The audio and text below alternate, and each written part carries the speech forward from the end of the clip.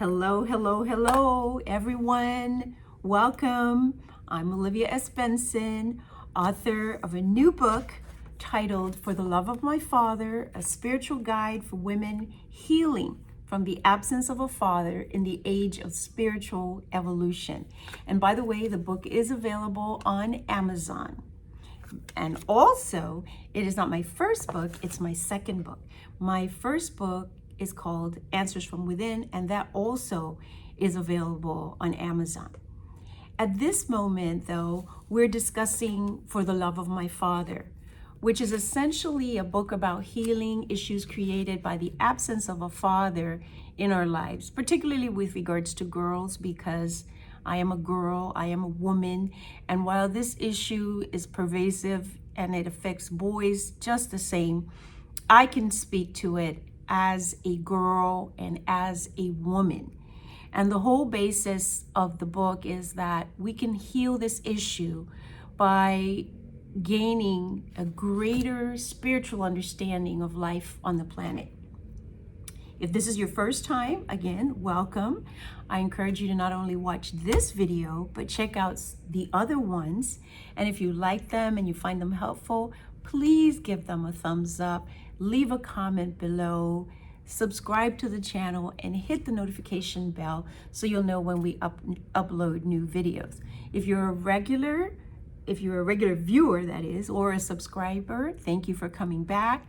And if you like the videos, please remember to give it a thumbs up, subscribe if you haven't already, and hit the notification button. I was going to say bell, but I don't have a bell. But hit the notification button so you'll know when I upload a new video. Also, please check out my website, oliviasbenson.com, my Facebook page, author Olivia S. Benson, and my Instagram and Twitter, which are Olivia S. Benson. So this conversation is still a part of it's a continuation of the discussion I had last week about the relationships that women have, or the way that women, generally speaking, treat each other. And this series of videos is really a part of the celebration of Women's History Month, because while we are celebrating women and their accomplishments, it's important to note that there are some issues that need to be addressed. Of course, the book is about healing daddy issues, but the whole purpose is we're going to heal the issues that were created by the absence of our father, and we're going to be prepared to be all that we can be. We're going to be in all the right places, but at the same time, it would be disingenuous not to talk about the fact that many women have issues with each other. And so that's why it's part of the celebration, because to really move forward, we need to address issues that we know exist. So last week, I spoke about a few of the issues, how women can be unkind with each other and what have you. But this week, I want to talk about something, and I'm sure everybody, I can't imagine, that you haven't seen situations where, for example, a man is unfaithful to his wife. Let's put it in that context. A man is unfaithful to his wife. And this is not to say that, all men are unfaithful or any of those kinds of things. Guys, I'm not doing that. I'm talking about a very specific example.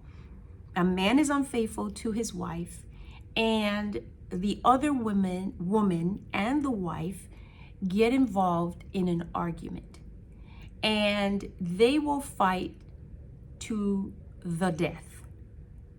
And they will do that in the presence of the husband, and the husband will observe two women fighting over him and perhaps not even intervene. The woman, the wife, often will skip over completely, just jump over the husband's behavior and attack the other woman. This is something that makes no sense, and it is one of those things that shows you how women tend to be with each other. I personally have had friends whose husbands have been unfaithful.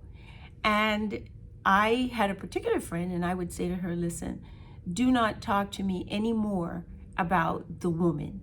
Do not say derogatory things about the woman, because the only person that's responsible here, that had a responsibility to you, is your husband. And the fact that you can skip over all of his bad behavior and talk about, in quotations, the other woman, means that there's something wrong with you. The vile, the vitriol, the negativity towards the woman, and in many cases, the willingness to take the husband back and just claim that is the fault of the other woman, indicates some kind of subconscious belief. And I think one of the things I say in the book is, sometimes there's this ancient belief underneath that men are subject to the guiles of these manipulative, seductive women, and they have no control over themselves. And this other woman probably just tricked him and trapped him into this situation, and therefore he's not really responsible. And in fact, you as the wife, for example, not in all circumstances, but you as a wife have a responsibility for making sure that you really protect him from this evil woman. That is a subconscious underlying belief that's been around for a very, very long time. And as women, we need to realize that, first of all, I like to say, check your programming. Okay, check your programming. Are you running on these subconscious beliefs about who women are and what society in general has programmed you to believe about women as manipulators? I mean, it begins from the Garden of Eden. I think there was a story in the Bible about Lilith, a person who was sort of an evil woman who seduced men and did all kinds of different things to men. And so it brings us back to really checking our programming to see what it is we believe. If you're in a situation, if you're a woman and, for example, you have a spouse who's been unfaithful, there's only one person that you should be having a conversation with. Of course, the other woman, if she knew that your husband was married, has some responsibility, but for the action. But she has no responsibility to you. Your husband has a responsibility to you. And the fact that you would jump over him and attack her speaks to how or what you believe about women. Another example of things that women do to each other is that, for example, you could be a woman who suffered with a husband who was difficult, a husband who was unfaithful, any number of issues related to a relationship between a man and a woman. And then you have a son. And when you have your son, rather than training your son to be something better than his father, you in fact train your son to be the same, so that other women will experience what you experienced. And in the book, I call it running on the program of boys will be boys. And so rather than having a generational change where you had a negative experience with your spouse or the father of your children or what have you, you basically say, you know what? I suffered in this particular way, so I don't care if the women down the line have the same experience.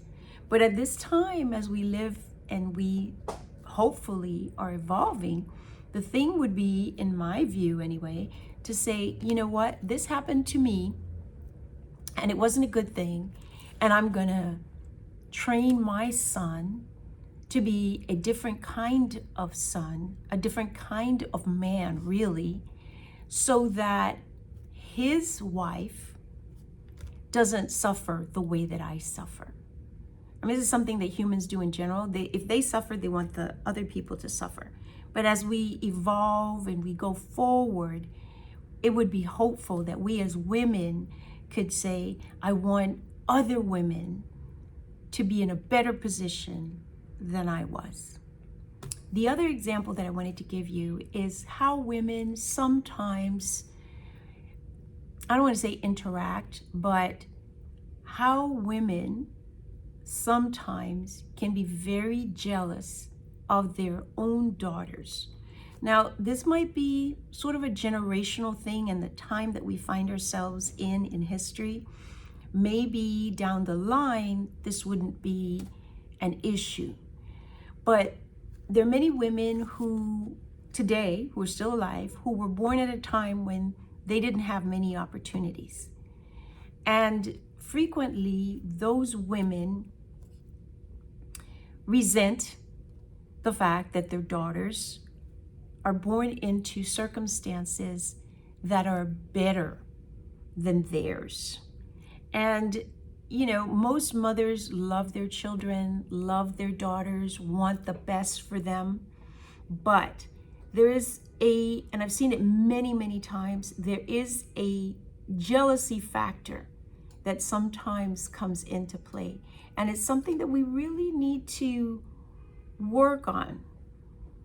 We can consider, you know, my view on the matter would be that we want to do better for the next generation. We want to hand off the baton and hand it off so that, you know, that next group does better. I mean, to me, it would be sort of like, this is as far as I could get. This is as far as I could advance. And now here's the baton. I did as much as I can. Now you go forward and you do better. Not that I want you to suffer as much as I suffered, that if my mate or my husband or what have you was a terror, I'm going to raise my son so that you can suffer just like I did. And if I was restricted as a woman in terms of what I could do with my career and where I could go or how my relationships were. I mean, I've heard people say, for example, my husband never washed a dish. Look at, you know, now guys wash dishes, they cook, they do all kinds of different things. And there are some people in the world that feel like, you know, I was shafted. I got a bad deal. Well, it's not a bad deal. It's the circumstances of the time. And for me anyway, the whole purpose of life is for us to keep moving forward and seeing the next generation. And you can make that difference. You can see that the next generation does better than you did. I mean, I think we should consider working on ourselves to eliminate resentment, jealousy, bitterness. I mean, those things are all energies that separate us from God, energy, force, spirit. And we should consider the possibility of seeing the next generation advance beyond where we were able to go.